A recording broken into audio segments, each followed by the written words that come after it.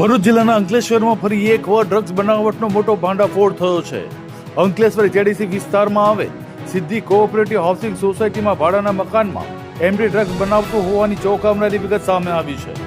માહિતી મુજબ સોસાયટીના બી બ્લોકમાં આવેલા મકાન નંબર 301માં અનિલ રાખોલિયા નામના વ્યક્તિએ રસોડાને જ મિની લેબમાં ફેરવી એમડી ડ્રગ્સ બનાવવાની ગેરકાયદે પ્રવૃત્તિ શરૂ કરી હતી. રહેણાંક વિસ્તારમાં ચાલી રહેલા ગેરકાયદેસર લેબના પર્દાફાશથી સ્થાનિકોમાં હડગમ મચી ગયો હતો. કાર્યવાહી દરમિયાન પોલીસે આશરે 70 ગ્રામ જેટલું એમડી ડ્રગ્સ હતા તેને બનાવવામાં વપરાતું રો મટીરિયલ કબજે કર્યું હોવાનું જાણવા મળ્યું છે.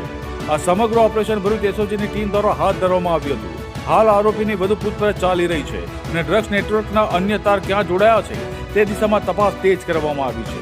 અંકલેશ્વર જેવી ઔદ્યોગિક નગરીમાં ફરીવાર ડ્રગ્સ કાંડ સામે આવતા અનેક સવાલો ઊભા થયા છે. શું ઉદ્યોગ વિસ્તારો હવે નશાની ગેરકાયદેસર પ્રવૃત્તિઓ માટે સેફ ઝોન બની રહ્યા છે?